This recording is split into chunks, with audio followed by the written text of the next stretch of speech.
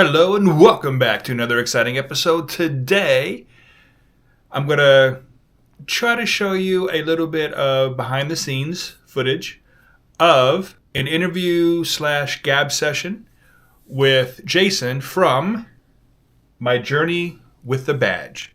Now, he's a retired cop who has a YouTube channel that does interview videos with retired cops. And it's really interesting stuff, some of the stories that you hear.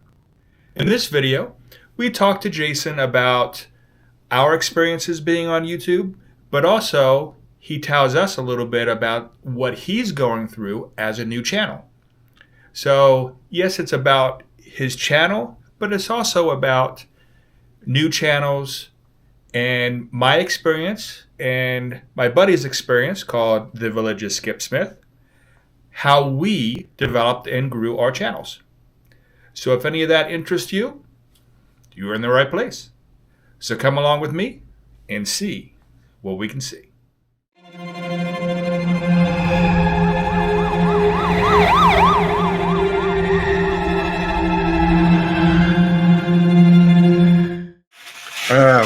My channel's always been about helping people, no matter who they are. I don't know how to really explain it without sounding like a big snot, but I'm not. But it's a fact. And ResslerMania, I think, will back me up on this. I was the very first full-time YouTuber here in the Villages 10 years ago. I was the only one. So I had to kind of figure out what to video, how to video, where, what time to post it on YouTube, all the things that you probably went through and maybe even still going through. Still going through. Yeah, I know it's a tough game, and the truth of it is, you're never going to figure it all out. It's going to change on you all the time, because YouTube makes changes, and your subscribership will make changes for you, whether you like it or not. You're just going to have to.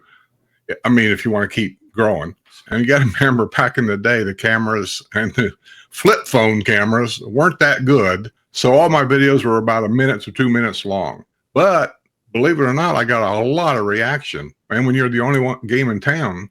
And so his MySpace page was doing really good though. And AOL, and he had to do dial up, and it was terrible. What the hell are you talking about? MySpace. Jesus. Some kind of manager he is, I swear. And when Jerry and Linda came down, they was the second full-time YouTuber to come down here. I brought them on my W&L show, and I helped introduce them to everybody here. Now, since then, Jerry and Linda has blown me away.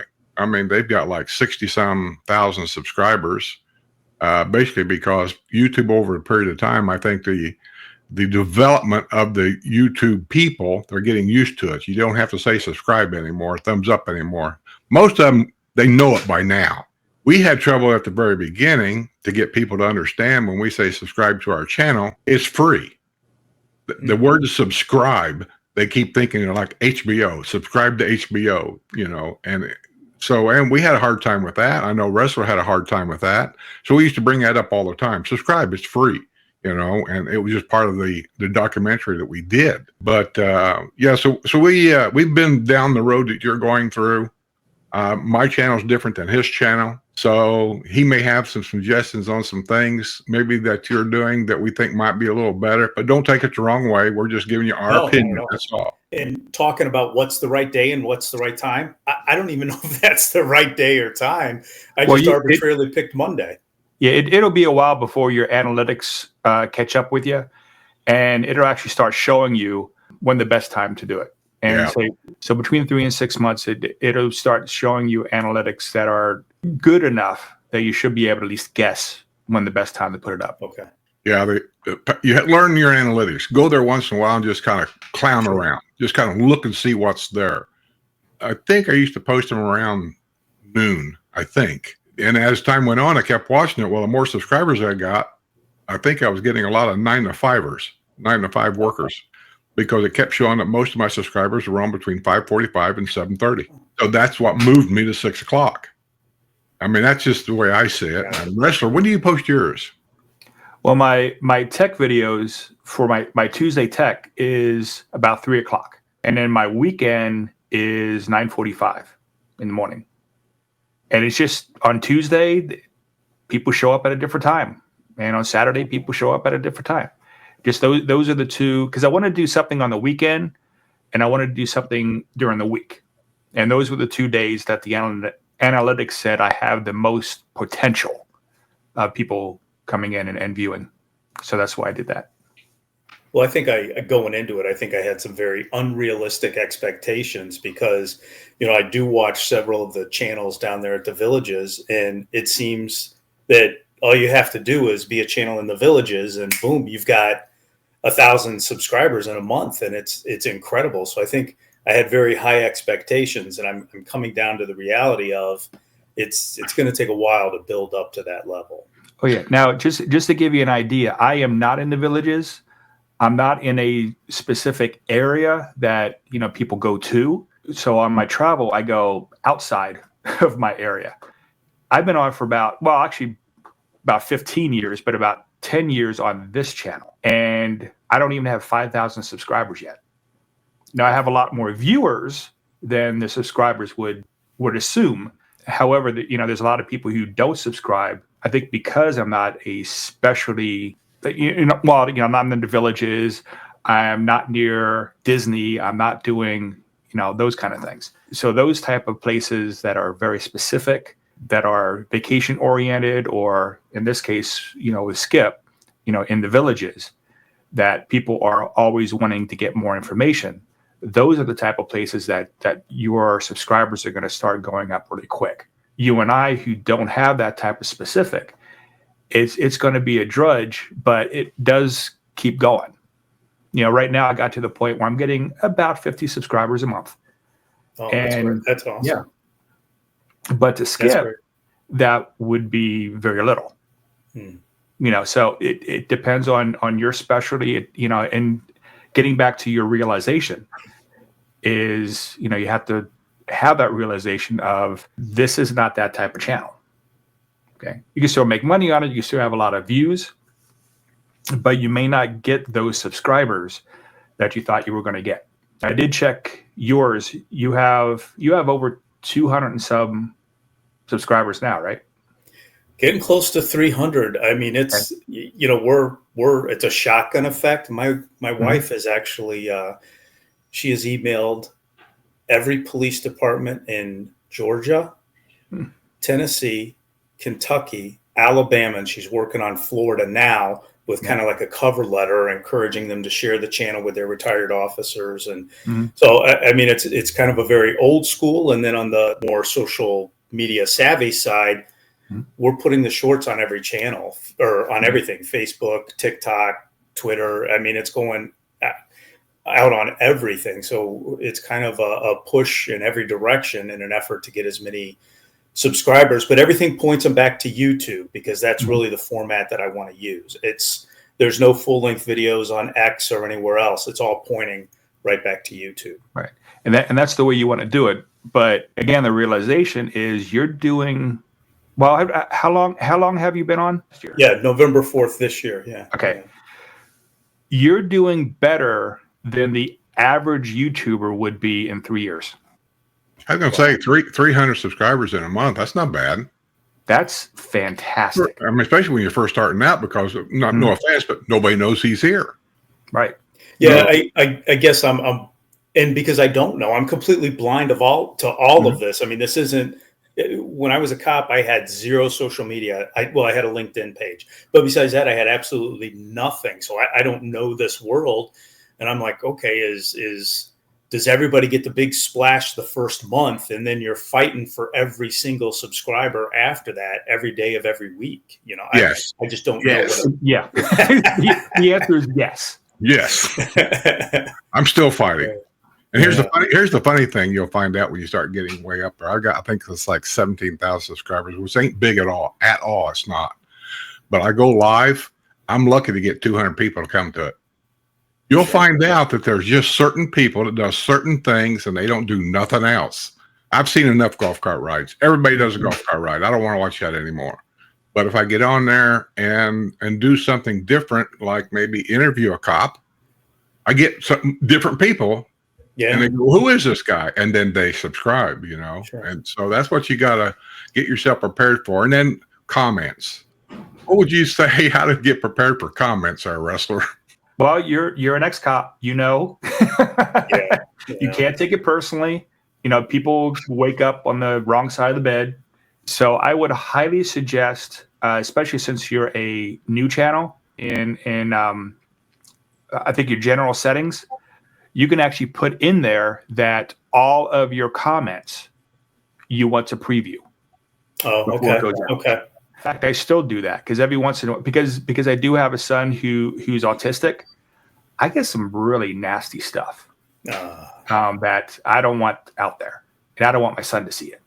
So it's all previewed, and if it's nasty, again, I just erase it because nobody ever sees it because it's all previewed. That's what I'll do. I'll put it on because as it is now, I've just been looking, and I don't mind for like the stuff I post. People, I don't care. I'm fine with it, but what I don't want is the people that I interview for people to put nasty comments on their interviews because that's going to impact my ability to get other retired cops to do the interviews because they're going to say, I dealt with this for 30 years. I don't want to subject myself to hate when I'm retired. So, the first episode, there was just a tremendous amount of positive feedback for Sergeant Schlicker, who did the first one. And I want the guys to see that stuff. I want them to see the positive comments. Because I think it's good for them to see what, the positive that people have to say about how they did the job and the story that they told. Now there's a difference between nastiness and opinion. So you have to make the decision on, okay, it may not be your opinion, but they're saying it in a nice way that they don't like this person that you interviewed, but it's done in a respectful way. Sure. It's up to you how you want to do it. On my channel, I'm okay with the opinions as long as they're nice, as long as they're respectful. Yeah. But I know, I do have other YouTube friends that anything negative at all, they get rid of. They don't let it pass through their filter. Yeah, no, and I think you're right. There's a balance to strike. There was one that was referred to the police flag as a gang flag. I don't like that gang flag, but the content was okay. So I just responded, thanks for watching. I mean, that one, it's kind of like, okay, that's not taking a shot at the actual cop. That's more a shot at me for the way I said it, and I'm fine with that. Well, I think they're talking about the thin blue line. The flag. Blue line, yeah.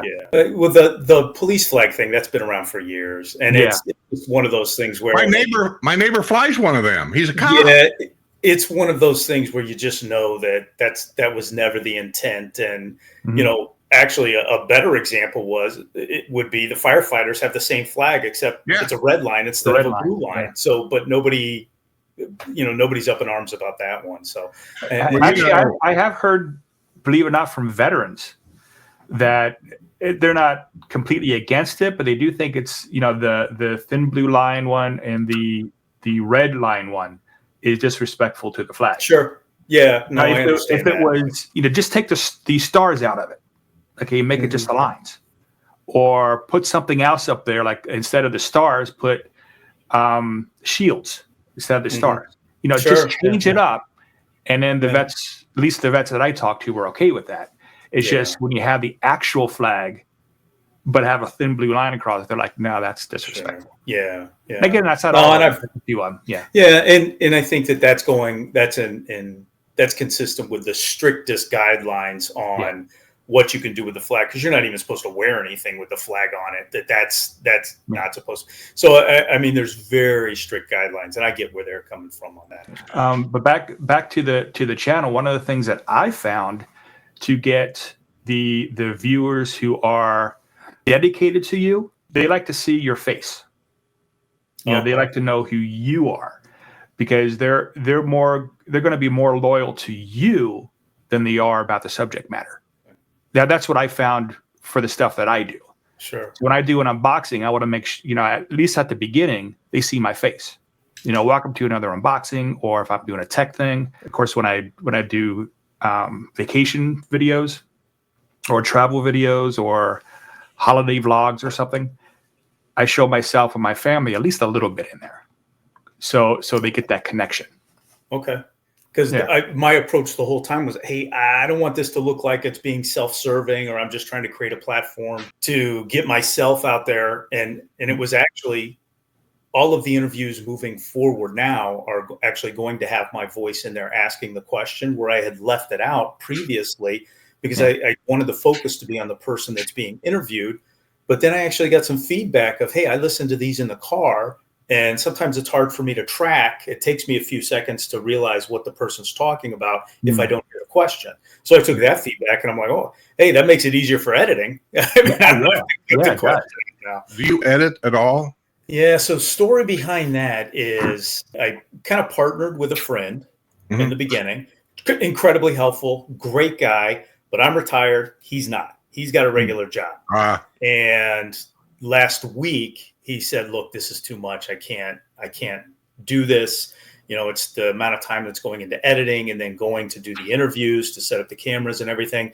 So I kind of got a crash course, and I've been learning editing on the fly. So it's all me now. I'm a one-man shop. And so I'm getting up to speed. So the last few shorts have been all me. I've got Monday's interview is all me. I think I'm doing a good job. He turned me on to what he used was CapCut.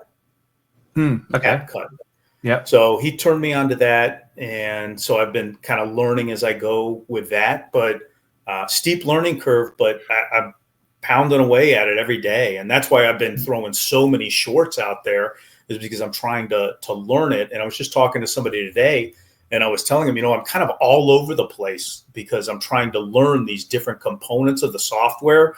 So I've got this sound in here and this graphic with this. And so until I realize there's a value and some consistency in the way you package, your videos. So I'm just trying to figure out what look I like the best. And eventually I think I'll settle on something. Yeah, I usually change things up a little bit every year. Okay. I don't, 6 months is kind of pushing it sometimes for viewers, because they, me being retired as well. And again, looking at my analytics, there are older persons who watch my videos. Older meaning I don't get a lot of the 18 to 21 year olds. Okay. Sure, yeah. So changing things up too much is a little disturbing. Okay. So, 6 months, maybe try something different, or a year, try something different. And people usually accept that. I could see him adding 2 and 3 different series on his channel, not only after retirement. He could do a series on how I became a police officer, and he could do a series on the trials and tribulations, learning as a, a rookie. Or just walk up to a car. We was talking about you the other day. I said, yeah, these cops are all kind of, actually ResslerMania said it. I'm just going to take the heat. He said, yeah, all the cops are trained to be really nice when they come up to your car and talk to you like you're your buddy. He said, but you have the right to remain silent. Not even after they say it. You can be quiet before they say it. Sure. Yeah. And boy, does that take you off your game. When you come up to someone that just cracks the window this much and they slide out a business card that says, my attorney told me I have the right to remain silent. Here's my driver's license. Yeah. You're going to write me a ticket, write the ticket, and that's it. They don't want to say anything. Well, it's because we've learned from guys like you over the years that are open about things. I asked the guy one time, I said, why is it I got to open my window just to get my driver's license? He said, so we can smell the air. Yeah. I never thought of that. Yeah. So if you've been drinking, we'll smell it. Well, I'll tell you from what I know of videos, content is one thing. Sure. Editing is everything. And your buddy's right. If you get into a video that you really want this thing to look right, editing me on the news on an average 2 to 3 days will do just that. Most editors, I think, are basically the same thing, but each different one, probably the more expensive ones, has a lot of extra stuff in it, like, I don't know what you call it, where you can make somebody disappear and come back, green screen and all that kind of stuff. As time goes on, you'll gradually get into that as time goes on. Here's the 2 number 1 things that I would say you've got to have. You have to have this. Number 1 with me is audio. You have to have good audio. Number 2 would be decent video, clarity, that kind of thing. I noticed most of your videos that you do, who sets up your lighting? So we were trying to mimic the effect of, there's another channel out there called Urban Valor. They interview veterans. we were trying to mimic the lighting and the darkness, because I like the fact that it focused on the subject, that there was the focus on that individual, and you watched them and you listened to their story. There wasn't distractions in the background. But I will tell you that camera angles and lighting, I'm still wrestling with that. So I went up to Chicago and I did 5 interviews last week. And that was all on my own. And when I downloaded the interviews, I was like, oh, I hate the angle of this second camera. It's too much on the profile. And I didn't like that. And although the software lets you do all kinds of great stuff with the lighting, I wasn't real happy. I feel like I keep making my interviewees look orange. And so I'm constantly trying to adjust the lighting. So I'm trying to figure out, because I have lighting kits, and I'm just trying to figure out the best way to use them. And I think I know what I want to do with camera angles now. It's down to the lighting. It's all about learning your equipment. It's tough. Sure. It's not easy. I can't even begin to tell you, and I know wrestlers probably done this too. We'll go out and cut some video, and I always cut more than I really need because of those things right there. What if the sound is off and I need to cut that section out? My viewers average watching a 15-minute video. Anything more than that, you go to your analytics, you can just watch that line go over here, 15 minutes, and it starts to drop off. It's just something to watch, because I noticed most of your videos, or at least ones I've seen, are over an hour. Yeah. I mean, it's hard to tell a 30-year story. 2 calls I get from the guys that I interviewed. The first call is, I hope that was okay. I don't know. I've been thinking about it, and I just don't know if the interview was that good. I hope it's what you're looking for. The second call I get, I could have done so much better. I thought of so many more stories now. So it's, these guys haven't accessed these stories, some of them, for years. I just interviewed a trooper that started in 71 and retired in 99. He hasn't accessed those stories for decades. Right.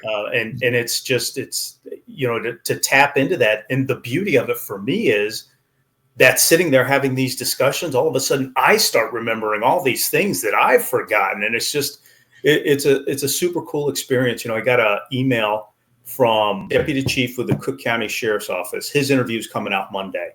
And I got an email from his son saying, hey, I'm really excited to see my dad's interview. Can you tell me when it's coming out? I said, well, it's coming out on Monday. I said, but you probably heard all the stories. I hope, you're not let down by it. He said, no, I'm super excited to hear it. My dad's never told us these stories. I've come to the realization this isn't a money-making venture by any means, just based on how much I've already put into it. I know that that's not going to be the case for me, but I'm also realized that's not really the reason I'm doing it. I enjoy spending time with retired guys. I enjoy giving them the opportunity to tell their story. And I love the feedback I get from them. I sent the deputy chief the rough cut of his interview, and he shot me back. He goes, oh, this was great. I didn't realize that I did that good. He said, you did a great job editing. I love this. So, it's that I'm doing it for the feedback and giving these guys an opportunity to share a piece of their history that really, when they leave, it's gone. Nobody tells these stories after they've left. Another hint, your stuff is not time sensitive. So you may want to do, push it at the beginning here and try to get, maybe a month ahead or 2 months ahead. Sure. Yeah. Because there is going to be a time you're going to have burnout. And you're going to be, I'm not sure I want to do this anymore. And then, 2 or 3 weeks later, you're like, yeah, I want to do this again. If you do that too many times, too many pauses, then your viewership goes down. So it's work smarter, not harder, and go to areas where I'm not doing just one interview, right? The time that's put into it. When I went up to Chicago, I did 5 interviews. Well, that's 5 weeks of material. And so ideally, I'd love to get down to the villages at some point, because, boy, is that just a rich environment of retired cops. And just to get down there and start interviewing retired cops down there and giving them the opportunity to tell their stories. And I mean, that's not a heavy lift. I come down there, set up, and do 5 or 6 interviews on a weekend. That's perfect. Yeah. Leave it up to the people that are being interviewed as far as what stories they want to tell and what they want to include. And, you see dramatically different interviews from the first episode where Jim Schlicker was telling everything that he went through. It was very personal, to the second one with Deputy Chief Dave Bailey, who was very businesslike and relating his experiences. So two dramatically different ways of telling the stories. And I hope that people see that, okay, I get what he's trying to achieve, and there's no hidden agenda. Did you ever think about taking a interview, let's say, with whoever, and let's say it's you go there 2 or 3 times, you got, I don't know, an hour, 2 hours worth of stuff. Edit it down to 15, 20 minutes, wherever's a good place to cut it for part 1. Sure. And then put that out there, and then have another one, part 2. And then keep putting them in that playlist. We'll call it, whatever the guy's name is, we'll call it Bud's Playlist. So if anybody really was interested in his first story, there's a thing about leaving them wanting more. Sure. Just when I get into a story and you go, that's the end of part 1, and go, God damn it, I got to see part 2, you know. I guess then I would have to look at what's the upload schedule. Do you do 3 within the 1 week? Do you do like a Monday, Wednesday, Friday so that your next guy? You can, but you don't have to. But I do know that most people would like to know a day and a time that you put out your video. Sure. So if it's going to be 8 o'clock Monday night, then put 15 minutes out this Monday night, put 20 minutes out next Monday night, put the rest of it out the next Monday night. They'll come back. Even if I could get it down to 45 minutes. So I did an interview with a guy who was a cop in Santa Barbara, and then he left Santa Barbara and went to Santa Maria PD.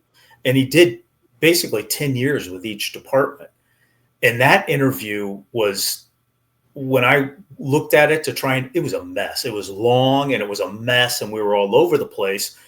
So I reached out to him and I said, hey, look, let's do a part 1 and a part 2 with you. Let's just focus on Santa Barbara for the first episode. And then for the second episode, we'll do Santa Maria. So that's going to be, I'm going back with him December 1st to do those interviews. So I'm hoping that'll take the time down and see how that works. But that's going to be my first shot at dividing somebody up and seeing what that looks like and what the response is.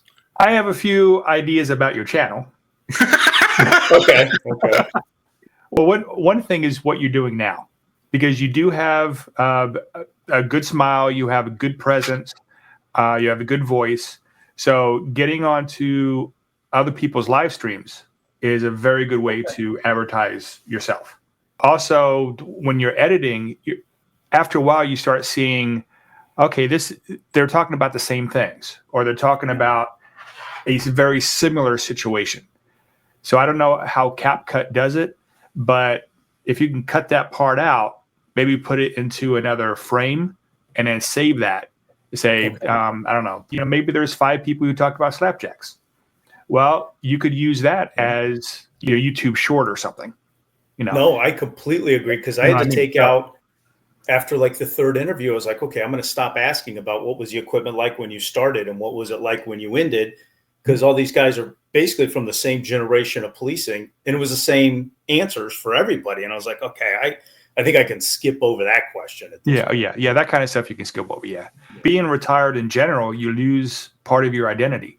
Yeah. I was in management. Sure. I was in charge of stuff. I went in there. Hey, Mr. Ressler, we're doing this. And then they would ask your opinion. And, you were like, and I was like the man on campus, as it were. Yeah. And now I'm not. Yeah, now my wife is. and I get that everybody goes through that, right? When I graduated high school, I joined the Marines. My identity, I was a Marine. And then after I was a Marine, I was a police officer. And now I'm just a retired dude. I mean, it's weird, where people used to being much like what you just said, being a police officer, whether you're a cop on the street, a detective, a boss in the station, somebody is always coming to you to solve their problems. Always. Every day you're solving a problem. When you retire, it's like the hinges on the door need oil. I mean, that's, the scope of the problem has gone, down to this from, domestics and equipment failures and things like that. It's crazy, just the adjustment. The second video, I can't think. It's as I turned, they come. He was bringing a shotgun. 6 days, 768 views. And yet there's one over here, been on there for 2 weeks, only 367 views. Here's one over here, it's been on for 3 weeks, almost 1,500 views. And that's what's hard for me, is how do you analyze that? What did you do over here that got 1,500 views, as opposed to the one over here for 6 days it got 768. Well, the second one that got 768, I think, is because of the title itself. It was bringing a shotgun. Ooh, but the first one was like, okay, Lieutenant Johnson's story. Okay, I don't care about it. I mean, I do, but somebody just clipping through real quick, going, I don't care about Lieutenant Wayne. But I think you're right. Whatever, maybe something that he said in there, like, as I turned the corner, he was bringing a shotgun. Okay. Yeah. Yeah, that's what I mean, though. It's just hard to figure that stuff out sometimes. It is. I get the same thing. He called me up one day. I didn't even know. He calls me up one day and he said, "Hey, your video just went viral." I said, "What?" He said, "The one you just posted," because I post mine ahead of time, so they automatically come out. You know how to do that. And so I had to get my phone out and I look at it, and like in, what was it, 2 days or something like that, I had like a 250,000. Yeah. And I know it's because of the title. I got like 250,000 views, and that same month I picked up 960 some subscribers. Probably 960 some's already left. Who knows? Yeah.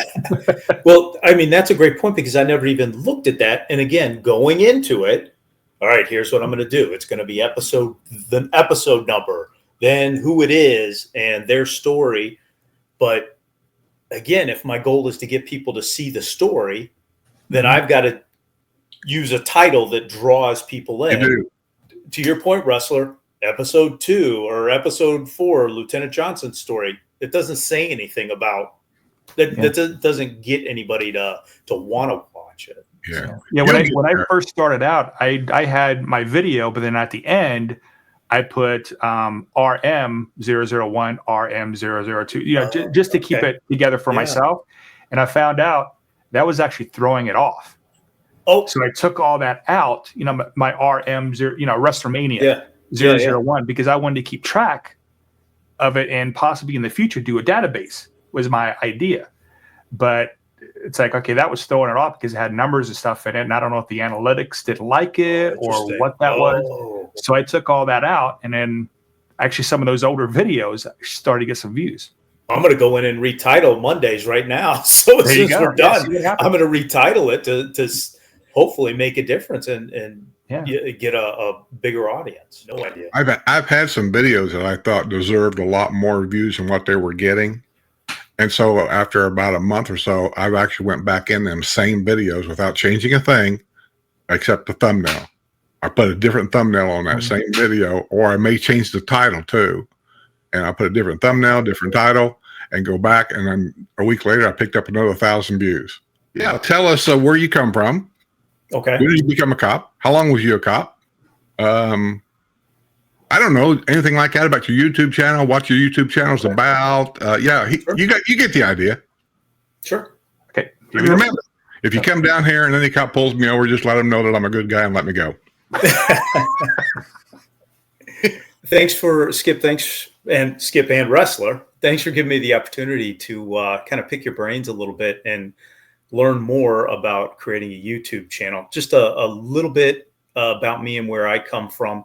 Actually, I'm originally from Florida. I ended up moving to Illinois. Mom was chasing around the computer business, so I went to high school up in Illinois, graduated high school and went right into the Marine Corps. And then right after the Marine Corps, became a police officer in Oak Brook, Illinois. And I was a police officer there for just over 28 years. And after that, I had the opportunity to serve as the interim chief of police in a town not too far from Oak Brook called LaGrange.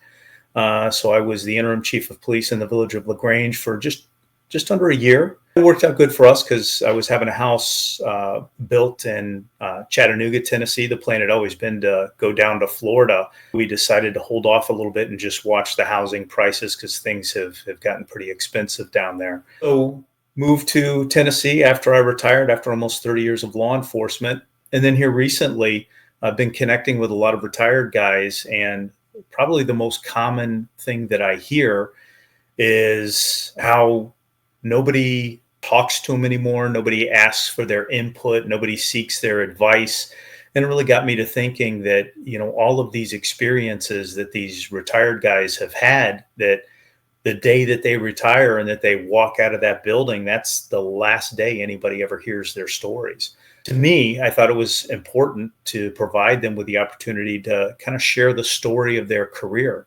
It's definitely challenging to put 30 years of service into an hour or a 45-minute video. So it's challenging for them to do that. And I recognize that the videos are longer, and I'm constantly looking at ways to shorten them down. Really pleased with the response that we've gotten early on.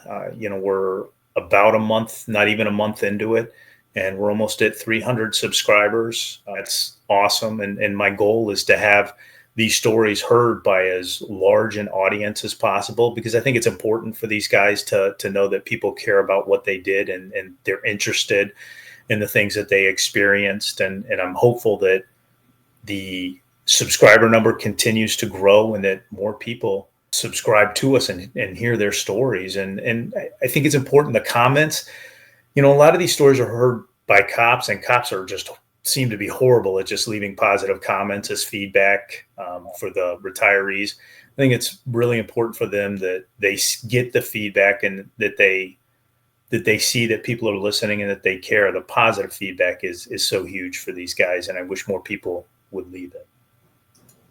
Awesome. Well, thank you very much. I rambled on a bit. Sorry about that. No, you did great. You did great. And again, your YouTube channel is My Journey with the Badge, correct?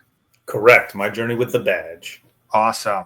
So if you need anything, need any help, anything like that, just get a hold of me, get a hold of Ressler. We'll bring you back on here like this, and we'll show you, talk to you, we'll work it out somehow. If you need any equipment or whatever before you buy it, get a hold of us. Okay, cool. Are we done? I'm done. You done?